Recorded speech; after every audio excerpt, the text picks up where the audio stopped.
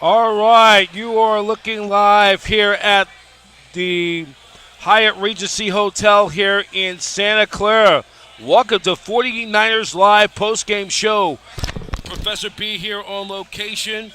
We're here on Niners Radio 49 here in as you just watched the conclusion of the game, the 49ers bouncing back after that tough loss last Sunday over at the Big Sombrero, the other side of the Bay Area of the South in Tampa. The Niners bounce back on prime time. They defeat the Atlanta Falcons, the pesky Atlanta Falcons, by a score of 20-10. So the Niners with the win improved their record to 5-2. And the Rams with their win earlier in the day this morning, you probably saw on NFL Network across the pond in the UK, they put a beat down over the Jacksonville Jaguars. Puka Nacua, who did not even play in that game with the injury, and the Rams did not miss a beat. They win it by a score of 35-7. They are now tied for first place with your San Francisco 49ers in the NFC West. Seattle, the Seahawks will play the Texans tomorrow night on Monday Night Football on ABC. So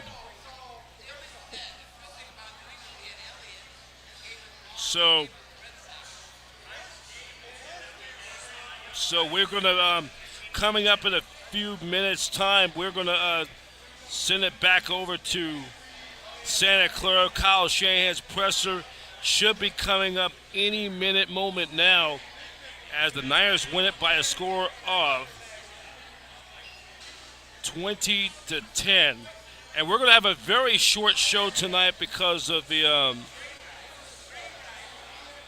we'll have a very short show.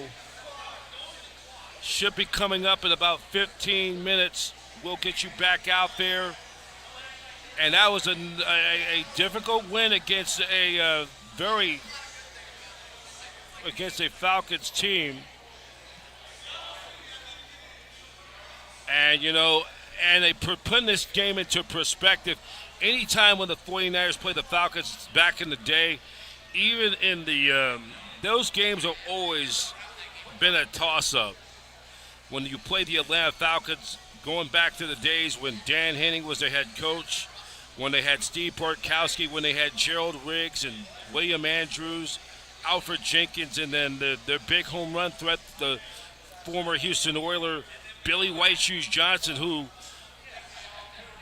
caught the game-winning Hail Mary touchdown pass back in the early 80s on the last play that ended the game, gave the Falcons a win over the 49ers down at the old launching pad at the old Fulton County Stadium in Atlanta. They gave them a win, and then of course 1991, the 49ers who outplayed the Falcons. It was Billy Joe Tolliver connected with Michael Haynes with a game-winning Hail Mary, and the Niners end up losing that heartbreaker. And not only lose the heartbreaker, Steve Young left that game with a knee injury, ended up missing over a month. The Niners end up losing that game. They were at one point were 4-6 and had to run the table, win the rest of their remaining games just to get into the playoffs, and they end up winning out. They finished 10-6, but tied for the Falcons for second place in the NFC West and for one of the last playoff spot. But the Falcons the Niners lose that tiebreaker over the Falcons because the Falcons beat them head-to-head of the season series sweep. So, and the Niners end up were the hottest team, maybe the best team in the NFL not to make the postseason, but the 49ers, and then another game, They played each other in the playoffs back in 1998. And the Niners almost won that game down at the Georgia Dome. We all remember Garrison Hurst breaks his ankle in the first play of the game. And later it was discovered it was way more serious than everybody thought. Missed out the entire 99 season. And I think missed majority of 2000. Didn't come back till late in the year. And in so many games, that game, the Terrell Owens game, T.O. game, when he caught 3 touchdown receptions, including one to tie it, and then caught another one that ended in overtime back in 2001. This was almost 2 weeks after post 9/11 when they came back, post 9/11, or a few weeks after 9/11 when that happened. So the Niners going on to win the game. We're going to be here for about till a little bit after 9 o'clock. We're going to have a very short show because we got to get back to the city. It's going to be a ride back to the city. And I hope all you're enjoying Niners Radio 49. You can check us out on youtube.com/@NinersRadio49. youtube.com/@NinersRadio49. You can we're not going to have no open lines tonight because of the length of the game. So we're going to have a very short show this evening, so because we got to pack up and head back to the city. So you can come on and add your thoughts. That's a big win for the 49ers. They're now 5-2 in the NFC West. So, and we're going to recap the game. We're going to, in fact, we'll recap the game right now. The scoring summary of the game. We're just gonna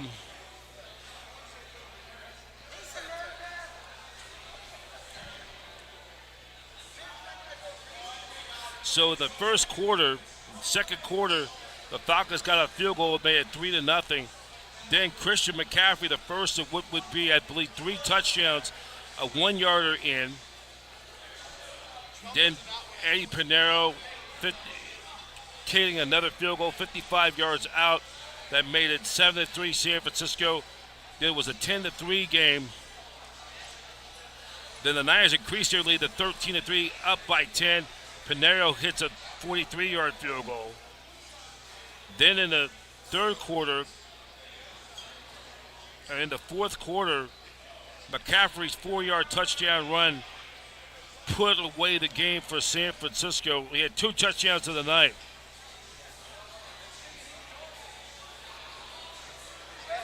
So,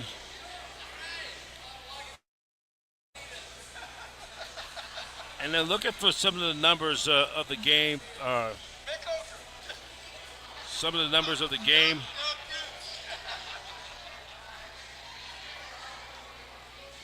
Niners going on to win by a score of 20-10.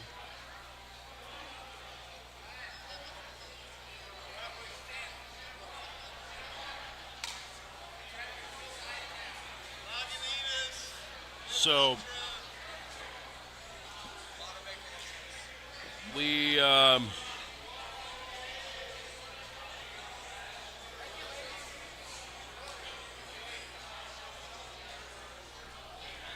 taking a look at some of the stats from the game.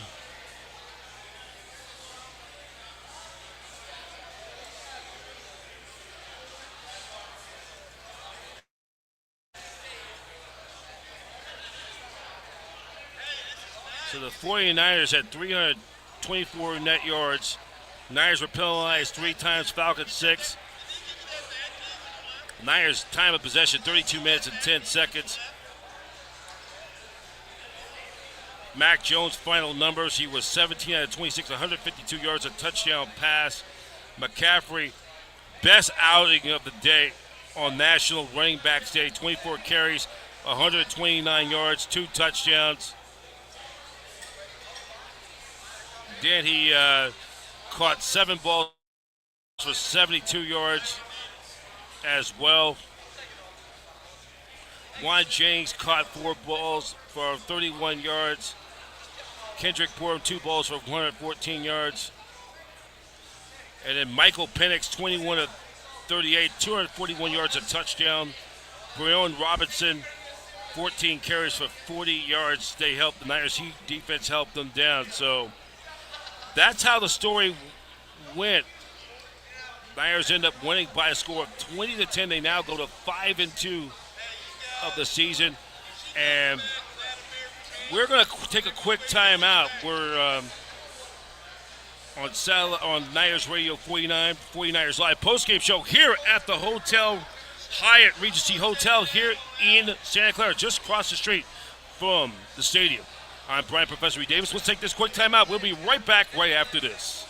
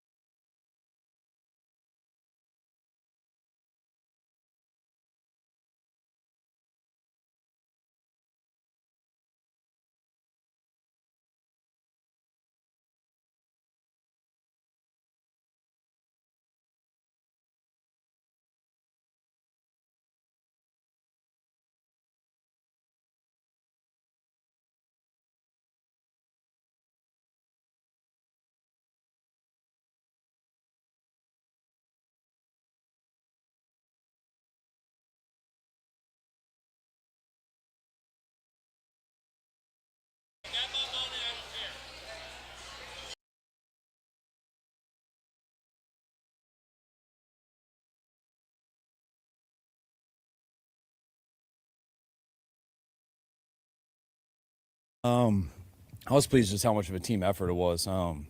We thought we had to win that game a certain way. I mean, even last night talking about how we felt we needed to run the ball, definitely. I challenged the team, saying I'd like to get 40 runs called, but that's not just an offensive thing. In order to do that, you got to play defense like we did tonight. You got to play special teams like we did tonight, and to be able to them allow us to pull that off was huge.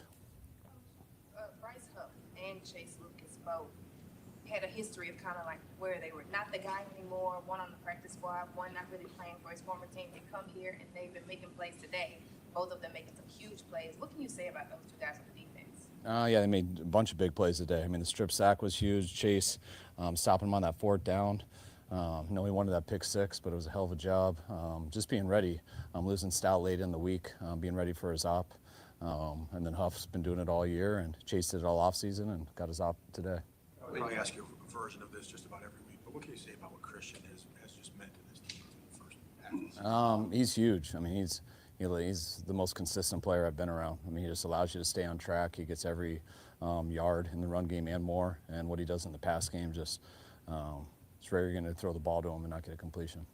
I get the assumption maybe Purdy and Pearsall back next week. What kind of achievement do you feel like you've gotten basically without a ton of guys? Maybe get those guys back next week to go 5-2 to get through these games. I mean, I've been proud of all the guys just overcoming a lot of stuff. I mean, offense, just what we went through that stretch without Kittle is nice to get him back today. Just the wideouts being banged up all year. I mean, this was the first week this year that JJ's been able to practice, and I know those guys are all just battling to get out there. And how Max stepped it up with Brock being out, the amount of defensive guys today who stepped it up. We all know all the eyes were on Tatum and how well he played, and he went out for a series early in the game and was able to come back in and play unbelievable. Luter stepping it up today with Renardo going out. We talked about Chase. Was awesome. Getting Kevin back, too, on the D-line, that helped today. But just real proud of our whole roster and all the guys that have stepped up throughout this year so far. There was a lot of faith expressed in Tatum during the week that seemed like it was more than just wishful thinking. Like everybody was very confident that he would go out and do the job. What about him jumped out at you tonight? Is this what you expected? Yeah, I mean, I got to watch in detail once I see the tape, but I mean, Tatum's a real good linebacker. We were excited to get him out of college. We were excited having him all last year when he made the team, and we've been excited about this offseason. So you never know when your op's going to come, and unfortunately his came with a bad injury to Fred, but he's been ready for this moment for a while, and I mean, no one doubted Tatum at all. What did it mean for you guys to have Fred here tonight? I mean, love having Fred here. I saw him on the scoreboard up there. It was cool. He got a big cheer from the crowd. He had a big surgery this week, and we saw him on Saturday when he got back in the building. But awesome to have Fred around. When you're thinking 40 runs, is it like only 39 to Christian in your mind, or really? I mean, it does seem like he is the guy to go to. Is that something you think going into it, or is it just develops as the game goes? You mean going to him on those? Throwing to him. I'm just saying, like. No, I mean, and that was the first time we looked at a game that way this year, prior to the game. We just felt, just based off how their team was and stuff, that was just a goal of ours that we thought it would give us the best chance to win. But you just can't just run 40 runs, though, unless everything's going right, as a whole team. Definitely didn't think when I said it last night that all 40 were going to go to Christian, but he is our starting back, and he doesn't come out that much, so we knew the majority of it would. But I thought Brian had a few big runs today. There's a couple I thought we were going to lose yards on. A few guys unblocked in the backfield. He ended up getting positive gains on it. And I thought Mac made a couple of plays scrambling, too. How much of a team thing is it to be able to hold Bijan Robinson down to what you did? A huge team thing. I mean, he's as good as there is. Everyone knows that. You need 11 guys swarming to the ball. If that guy gets too much space, I mean, it's just hard to touch him. I thought we limited the space he got. You try to limit his opportunities by doing good on third down, getting him off the field, and you try to limit how much they can do with it by keeping the ball away from him. What do you think of the run blocking tonight? It seemed like McCaffrey wasn't getting hit in the backfield nearly as much. Run blocking seemed real good. And for us to run the ball that well, must have been pretty good. Sense Kittle's impact in that regard, both as a blocker and maybe the attention that he draws. Yeah, I think it always helps having Kittle back. Kittle's as good of a blocker as there is. Other guys have been doing good too, though, so not to take anything away from them in terms of the run game and stuff. Kittle would have liked to get him some more passes tonight, but it was awesome having George back. I think it should be a 3rd and 13 throw to McCaffrey. What was the call there? What you saw in that play? Just something that we had on our call sheet for a 3rd and long situation. I felt like that was the first one we were in the game, and he actually tried to come out on the play, which he came out a number of times in the game. We never sent him back once, except for that play. I looked at him and said, go back, as long as you're not hurt. And he knew the deal, and he went back, and it was a hell of a play, hell of a throw. Randall's been an Ironman for this team. I think the number was 58 straight starts. How do you think the guys adjusted up front? I'll know better when I watch the tape, but I thought Hennessy had a real good offseason with us. Really enjoyed him throughout OTAs and training camp, and I felt I didn't notice anything go bad when Brindle went out. So Hennessy must have been ready for the opportunity, went in there and allowed the offense to keep going, made the right calls. I'm sure he blocked well because of the results that we had. So sucks losing Jake. He's been a stud for us. I got a lot of respect for Jake and how much he's helped us. And it's just a hamstring, so I know he'll be back soon. But it always does take some time. But it's nice to have Hennessy step it up and play well, too. How important was them not getting able to get the field goal attempt at the end of the first half? And were you aware that when the ball went up, there might be a chance it was a 10-second runoff if the penalty was called? Right when we knew that they got it, as long as they called it, we knew there was going to be a 10-second runoff. So we were pumped. That was huge. How excited are you that Jones, seems like his baseline for play is pretty high and that he plays pretty efficiently every week? Yeah, Mac's a real good quarterback. We've thought that before he got here, and we've thought that since the day he got here. He's been great in the offseason, great this year in training camp, and you guys have seen how good he's been in these games. So I feel very fortunate to have Mac. You mentioned on the NBC broadcast that Kobe carried McCaffrey into the end zone. Apparently that's against the rules. What did you see on that? I saw a pile, and I saw the pile moving across the goal line. So I was happy. Kyle, any early inklings on how much time Bernardo might miss? I'm not sure. Yeah. Turf toe? It's a toe, so we'll see. Not sure. Possibly. All right. Thanks, guys.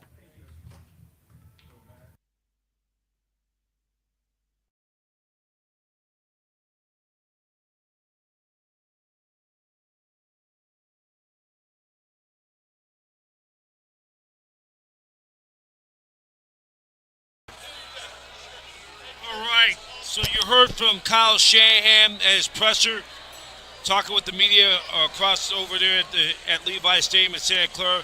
Professor B here. We're now at 8:50 local time, 10 minutes before the top of the hour of 9 o'clock locally, watching the 49ers Live post-game show. 49ers were victorious over the Atlanta Falcons. We're right here at the Hyatt Regency Hotel, just right across the street from Levi Stadium here in Santa Clara. We're here every home game. We're going to be back out there in a few moments, and then, we're going to hear from Christian McCaffrey. We're going to hear from a few others. And while that's going on, we're going to take a look around week number 7 of the NFL scoreboard.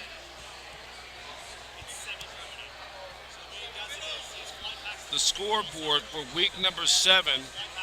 We're going to have a very condensed show. Once all the pressers are done, we're going to be wrapping it up. We're not going to be picking the open line calls this evening, so we're going to just keep it right through here. We're seeing a lot of Niner fans and some Falcon fans here tonight, so we're going to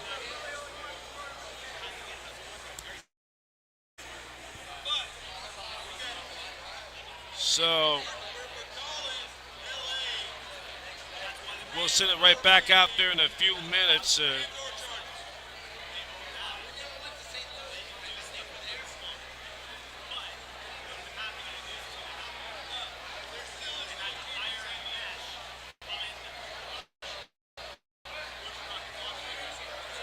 Take a look at some of the scores.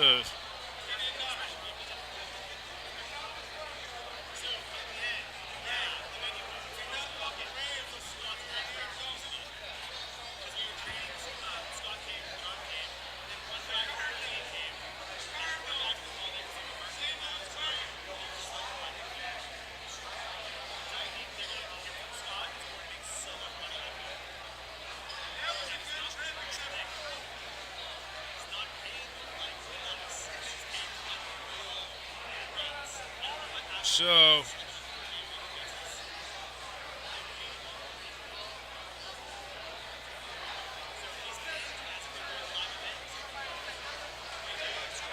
I look around the scores around.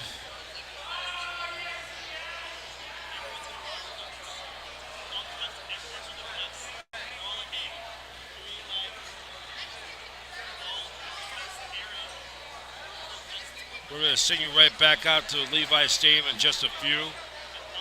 When the player comes up, we should get in a few minutes' time. We're going to be here till about at least 9:30 or so. At least a little bit after 9 o'clock. Niners were victorious tonight, 20-10. They go to 5-2. They remain the top spot in the NFC West with the Rams winning earlier today. So these two teams, of course, coming up next Sunday, the Niners will play. One will be back in action 1 week from today. They'll play the next two games will be back-to-back early games, 10 a.m. next Sunday, and the Sunday after that they will travel down to take on the Houston Texans. That will be a 10 a.m. kickoff time. That will be on Fox Sports.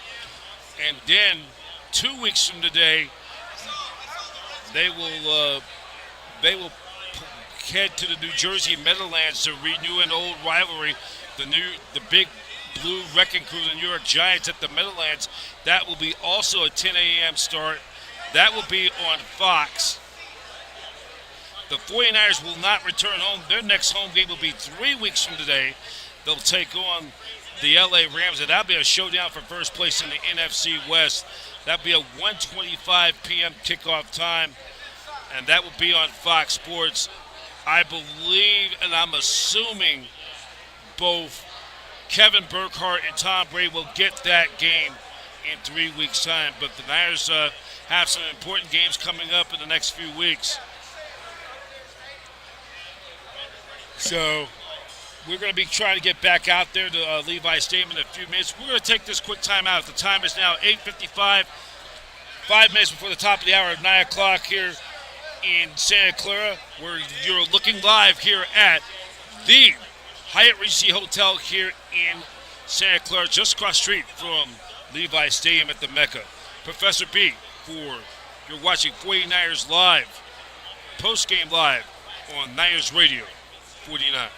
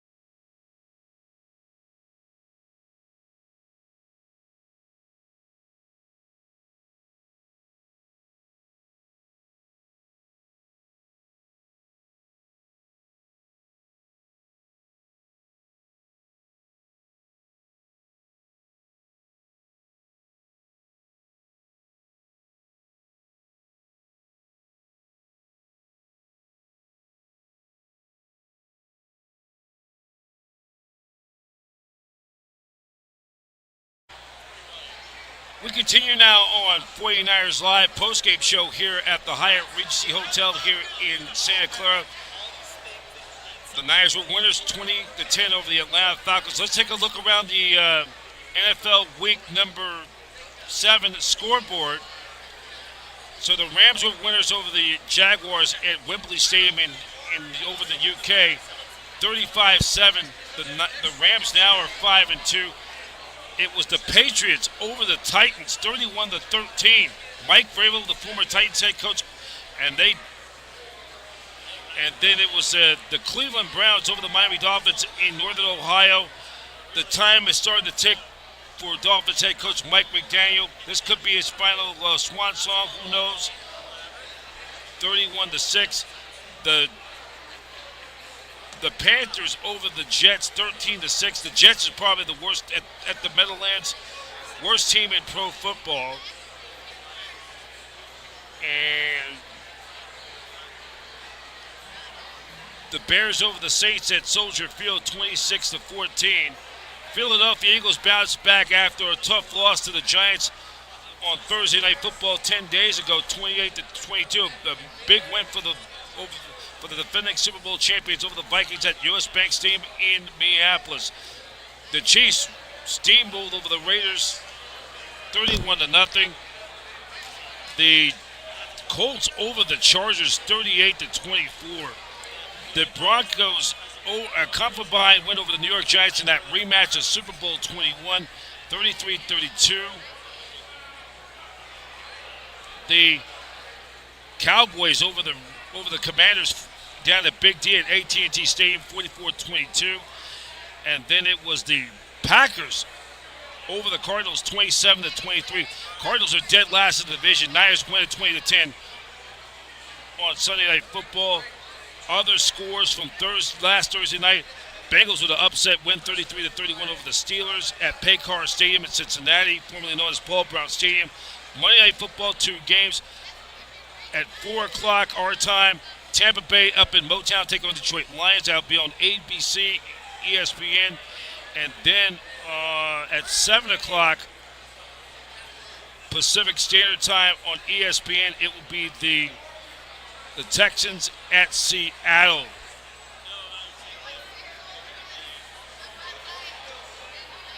So we will have our 49ers live Monday after the Tampa Bay Buccaneers Detroit Lions game tomorrow night. We will go on the air at right after, probably around 7:30 Pacific Standard Time, right after the Buccaneers and the Detroit Lions play for Monday Night Football. So the Niners also trying to pull for Detroit, though, for Tampa. One of those teams, the loser of that Bucs and Detroit game, the Niners most likely, they will guarantee themselves they will pick up some ground in one of those teams. But remember, Tampa Bay for now has the tiebreaker over San Francisco for possibly the top spot in the NFC because of their head-to-head victory. So we'll be getting back out there to Levi Stadium in just a few moments. 49er fans, we're gonna be here till about at least 9:30. Then we're gonna call it. But it's still packed here at the.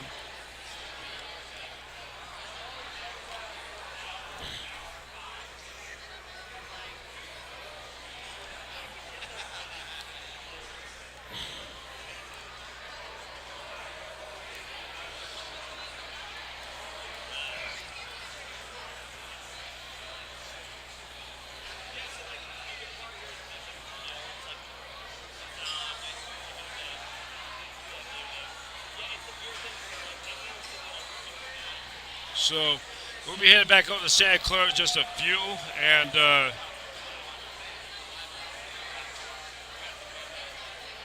in a few moments. So we're gonna send it back out there. We'll get some more video feed. We're gonna try to get at least one or two more, as there are more 49er fans coming in. We're on set on our on location here tonight, and Niner fans, wherever you are, this is one of the fun times when it starts to get packed after the game. So look at the standings right now. The Niners and Rams are both 5-2. Remember, the Niners beat the Rams head-to-head, so they got the tiebreaker. The Seahawks are only a half game out at 4-2, and the Cardinals, they sit in the basement in the NFC West at 2-5, 3 games back. They're probably that, and don't be deceiving of that record. For the Cardinals, I mean, they lost a lot of close games right down to the wire. They could easily be 5-2. I still believe the NFC West is the best division in all of football. So, you know, the Niners will play the Rams, and we got somebody coming to the podium right now, coming up down at the, and somebody's coming up right now. It is. Here we go.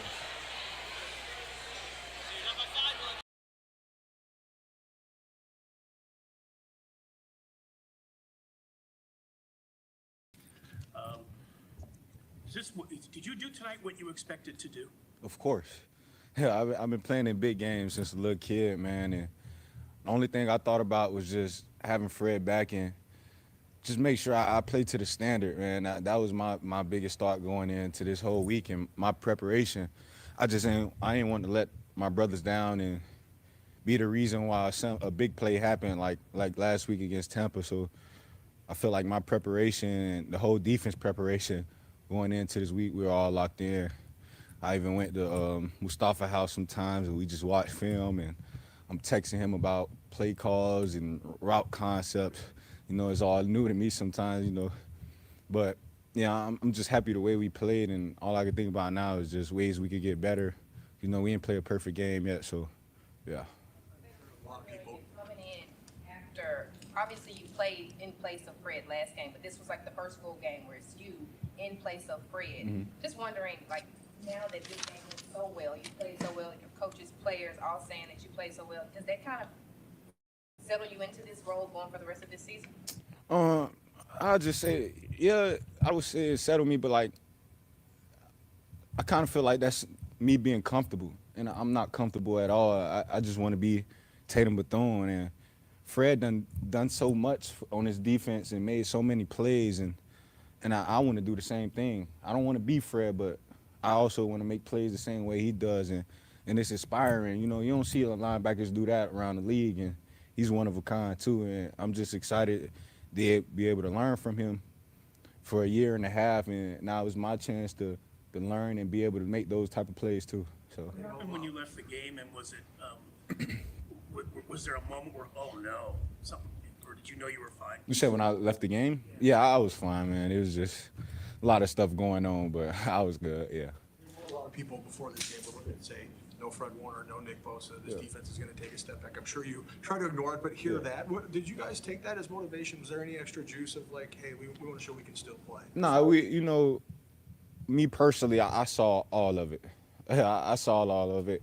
And as a defense, we didn't talk about it, but I felt a certain way about it. You know, I was emotional before the game. I even cried before the game because I'm thanking God for this opportunity. You know, it's unfortunate Fred got hurt, but this also an opportunity for me to be able to expand and get better while I can before he gets back. And yeah, I'm just excited for this game. I'm happy the way we played. And we had a great game. How much did Johnny Holland, the veteran linebacker coach, with the mental reps this week, get you prepared for today? You know, Johnny, he came to me. He said, "You don't have to be nobody else but Tatum Bethune. Like, we drafted you for a reason. Do the stuff that we saw that you did in college." And I felt like that's what I did. And I felt like I could be better in a lot of communication stuff on the defense, but that all comes with time, So, yeah. You said you wanted to make sure that you played to the standard. What is the standard that 4,900 defenders expect? Violent football, running hit. When 49ers play, and especially games like this, Sunday Night Football, we show out. And I just want to make sure we had that same energy Fred brings to the defense. And, yeah, I guess we showed it tonight. Do you expect to be doing so much blitzing tonight? Yeah, we practiced all week. So, yeah, he told us what downs he wanted to call it and what he was thinking. And the only thing I thought was just go. Yeah, so I knew I had a chance to be able to get a sack. They took it away from me, but that really hurt my heart, man. That's all I wanted was a sack. I don't care about tackles.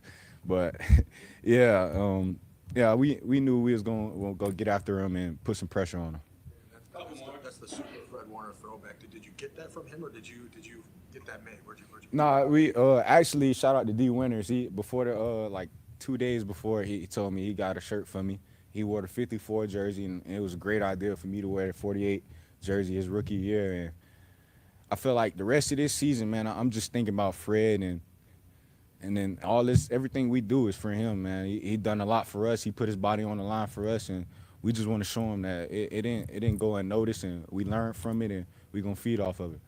He got you the jersey? Talk to Fred? Yeah, D. Did you talk to Fred before playing in either of these games? Did he say anything, give a nugget maybe? I mean, 2 days, it was like, what day that was? It's before a walkthrough. On Saturday, he showed up in the meeting room and surprised us. When guys get surgery, they don't show up for a while, and he showed up. He watched film with us, and he didn't give any pointers, but he allowed us to learn, and he just showed us that he's still here. And for somebody to do that, man, he showed that he really cares, and it's not always about him. And Fred is like a big brother to us, so yeah.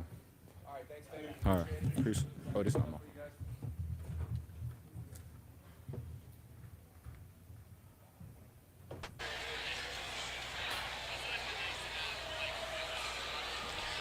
Looking live at 49ers head at the podium, and the man of the hour on running back stake, CMC, is on the mic. You're watching 49ers Live, postgame show on Niners Radio 49. Super happy we got the win. A lot of credit to the guys up front. Tight ends, receivers blocking, everybody blocking, open up some big lanes in the run game, and defense did a hell of a job keeping us in the game at some tough times. So big team win, man, character win, proud of our guys. 13 plays. What was your perspective on that? And Kyle was saying that you were about to come off the field and he didn't send you back on for that. Yeah, I was about to come off. Yeah. I don't know how to answer those, but because you just answered it. But yeah, I was about to come off the field and then came back in, called that. Mac threw a great ball, perfectly on time. It was a big play, so yeah. Back in, did you know? Okay, this is coming to me. Then? I figured it was something, but no, yeah, it was a great call and a great time. Based on the defense that they've been playing in the red zone, and then Mac threw it perfectly on time. And we'd rep that a couple times in practice this week, so guys held up. Mac threw a great ball. I'm sure you'll be able to see more when you watch the tape, but could you feel George's presence just in terms of the way the Falcons were moving around or defending you guys and opening things up in the run game? 100%. Yeah, it's a different ball game when he's in there. Even when he doesn't have a big statistical game, the attention that he draws it opens so much up. That's why football is the biggest team game on the planet. It always has been, it always will be.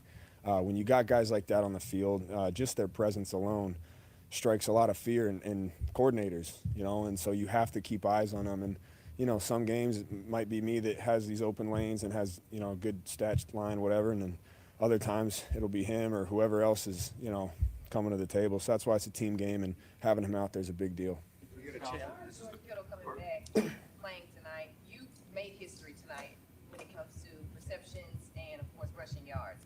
That being said, if George Kittle was not out there, I mean, the run game has suffered with him not being out there. So how much knowing you got him back helped your game? How much does that mean for the team? But then also you lose a guy like Fred and get a guy like George back. Just how much of that really played into this win? Yeah, I think having George out there is awesome. You know, I mean, like I said, he's so good in the run game and the pass game, and I think his versatility is what causes a lot of problems.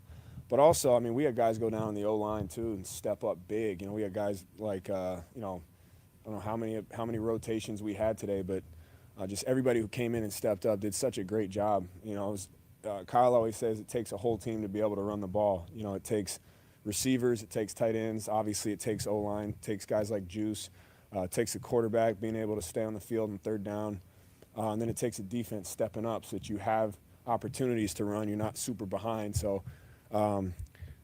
I've never heard a coach say that, but that makes so much sense to me. You know, to be able to run the ball is a huge team effort, and our guys allowed that to happen today. Did you make eye contact with Connor Colby on the touchdown, or did you just sense that he was pulling you in as you were running? Yeah, he did.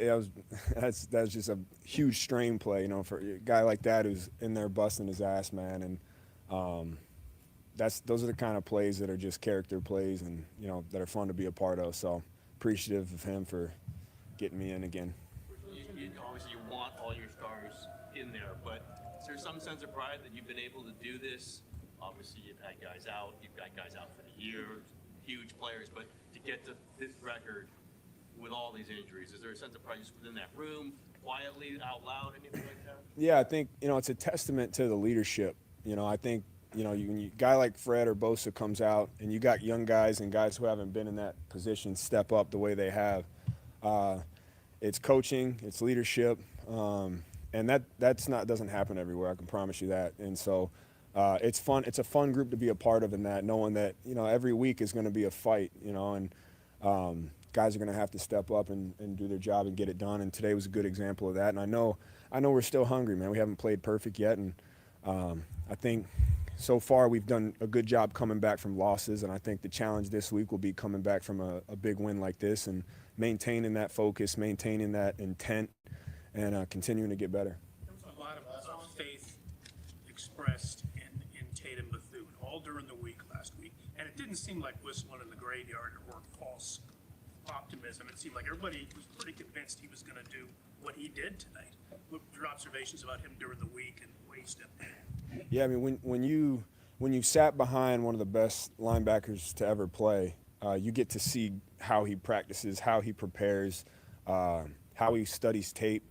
And that's such a huge deal for a young guy to come in, and what a gift to have that, because you never know when your opportunity is going to come.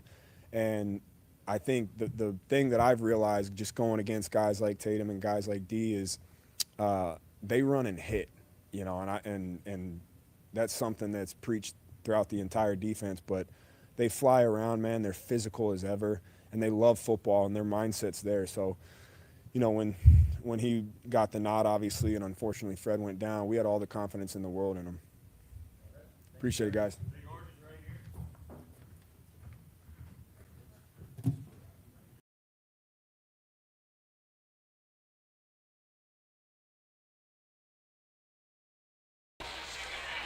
Christian McCaffrey on the mic, and we're going to, I think that's a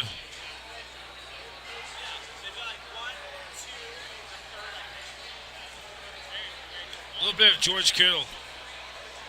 That I expect to see him at our body maintenance on Mondays and Tuesdays, because he does not know how to take care of his body yet as a professional athlete. Well, he knew how to take care of Christian McCaffrey's body on a second touchdown. He did. Pulled him in there, didn't he? It's fantastic. That's a good Iowa guy. Just love it. Just pull him in. Kyle said for the first time this year he told the team before, wanted 40 runs, thought that was necessary, would like to get there. Mm-hmm. What does it tell you when, you know, he's done that before, obviously. Yes. But what does it tell you when he tells you guys that? It really excites me, because when I feel like when our run game is going and we're rushing the ball for more than 30 times, you get close to 40, that means you're owning the time of possession, meaning that you're not letting their explosive players on the other side of the ball get the ball. If we can do our best job to not let number 7, who's a fantastic football player, get a ton of touches, that's good football for us. And so when we just it kind of gives you that mindset that we're going to hit people in the face as hard as we possibly can and give Christian McCaffrey and Robinson as many carries as we can give them, and just run through a person's face is the polite way I'd say that. It's a good mindset to go into an NFL game. We're seeing Christian both, up close playing with him and then observing him while you were out. What can you say about the kind of season he's having right now? He's top 10 in receiving yards, top 5 in targets, and we're gonna get him up at the top of the leaderboards for rushing. I will say that is my goal.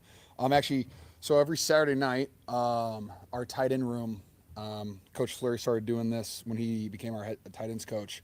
He wants all the tight ends to get up in front of the room and set a goal. So anywhere from dominate the edges, tight end touchdown, whatever goals. And my goal this week was CMC NFC Player of the Week.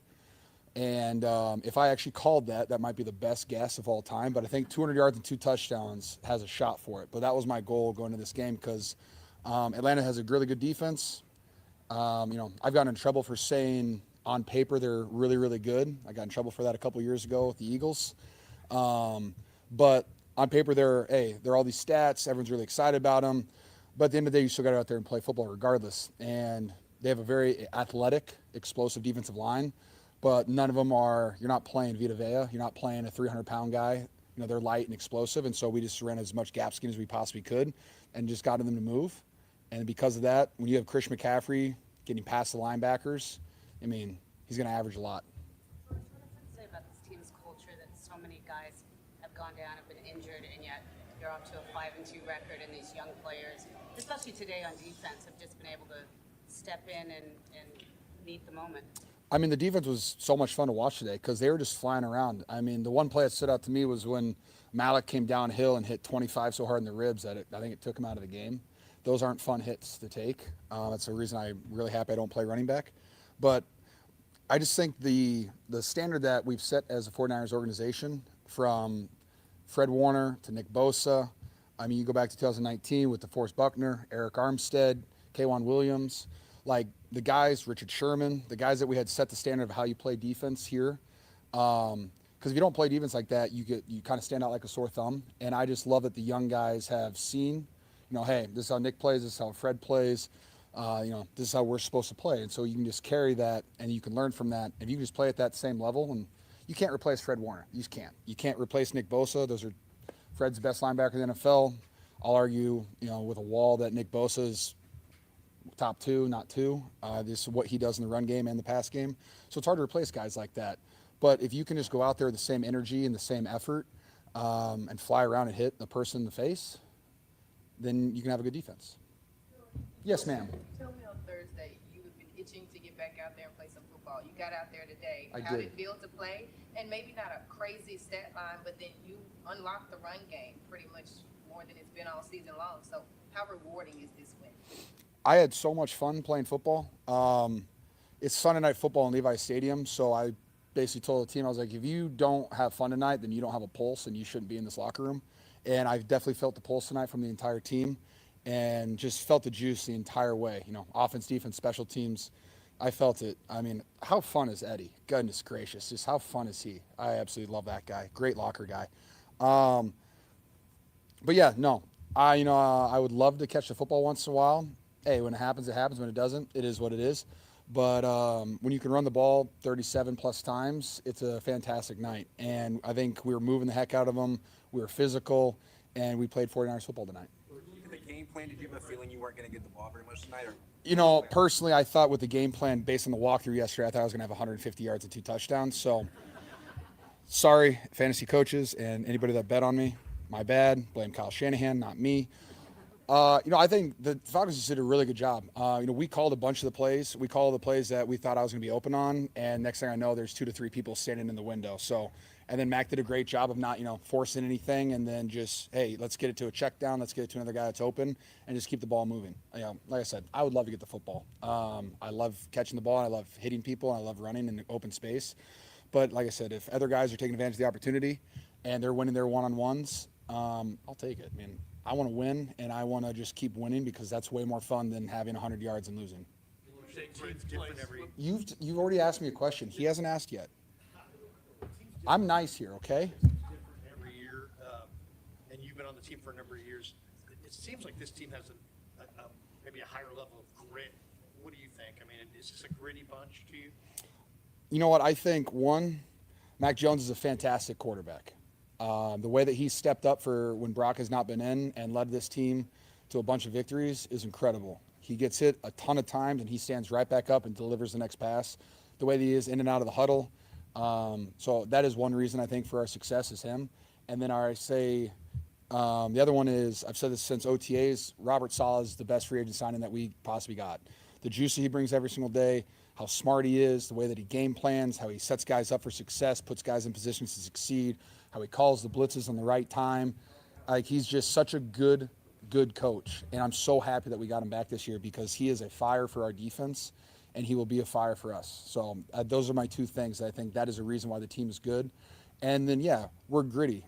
Anytime Christian McCaffrey touches the football, you have a chance for a 7-yard play. And I know we haven't had a lot of those this year, but like teams have to prepare for that. And teams are, you got to kind of be scared of Christian McCaffrey. And so I think, he had 200 yards and 2 touchdowns. Hey, there's Christian McCaffrey. You're going to get a lot more of that this year.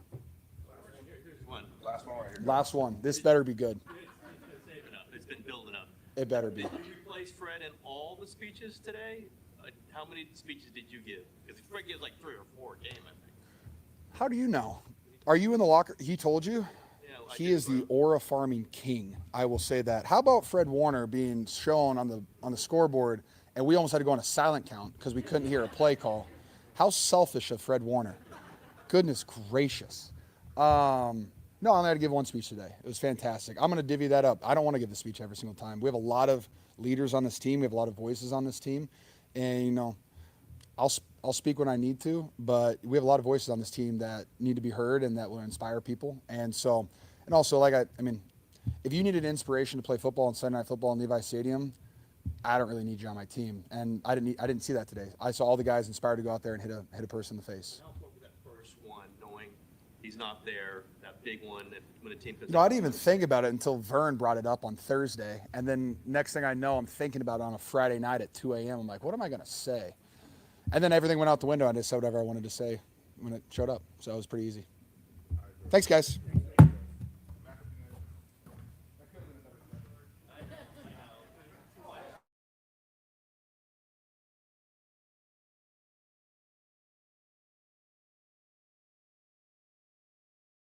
All right, you heard from George Stone Cold Kittle. Niners are winners tonight, 20-10, and we're going to cut it off right there for this. So we're got a chance to hear from Tatum, Bethune, CMC, and George Kittle. Niners were winners tonight, 20-10. So with the win, the 49ers improved their record to 5-2. They're now in a dead even tie with the Rams for first. Remember, the Niners have already beaten them head-to-head, so they have that tiebreaker. The Seahawks will play the Texans tomorrow night on Monday Night Football up at Century Lake Field. That'll be the Texans are the Niners' next opponent. They'll play next Sunday, 1 week from today, up down in NRG Stadium in Houston. That would be a 10 a.m. kickoff time for all our 49er fans who live in Texas, down in the southeast, down there in Houston, or in wherever in the state of Texas. It's a 12 noon Central Time kickoff. That would be on Fox. Then 2 weeks from today, the Niners will have another back-to-back early game. The Niners will take on the battle of the New York Giants, the Big Blue Ball wrecking crew, the New York Giants at MetLife Stadium at the Meadowlands in East Rutherford, New Jersey. 2 weeks from today. That's also a 10 a.m. kickoff. You can see that game on Fox. And then the Niners' next home game will be 3 weeks from today in week number 10 when they'll take on the LA Rams for a showdown for first place in the NFC West. This is going to be a good one. That will be at 1:25 kickoff. You can purchase your tickets at 49ers.com via Ticketmaster. Ticketmaster, the official ticket provider for your San Francisco 49ers. And just a reminder, tomorrow night, FYI, tomorrow night, 49ers Monday Night Live, the Aftermath Victory Monday will commence tomorrow night following the Tampa Bay Buccaneers Detroit Lions game played up in Motown at Ford Field, 7:30 p.m. Pacific on Niners Radio 49. That will be right after the Bucs and the Lions on ABC's Monday Night Football. That will be at 7:30 p.m. Pacific. We'll go on there, we'll recap this game, and give you the latest on the 49ers news. We'll hear from Kyle Shanahan in his Monday conference call from Santa Clara. Well, that's going to do it. I'd like to thank all of you for watching the 49ers Live tonight. And for the latest news on 49ers football, go to 49ers.com and youtube.com/@NinersRadio49. And before we take off, go off the air this evening, special shout out to my alma mater high school, George Washington High School, defeated the Lincoln Mustangs in the annual Bell game. As they snapped the 12-game losing streak, they won it yesterday, 23-14. Congratulations to first-year head coach Javon Cheyenne as the Eagles pick up their first win over Lincoln in the Bell game, first time in 14 years. That's it for now. Professor B signing off here at the Hyatt here in Santa Clara. Once again, the final score: 49ers over the Falcons, 20-10 on Sunday Night Football on NBC. This has been 49ers Live, is an exclusive presentation of Niners Radio 49 in association with the Satellite Digital Media News Network, where every team has a fan and every fan has a voice. The network home of champions. 49ers football, faithful to the Bay. Go Niners!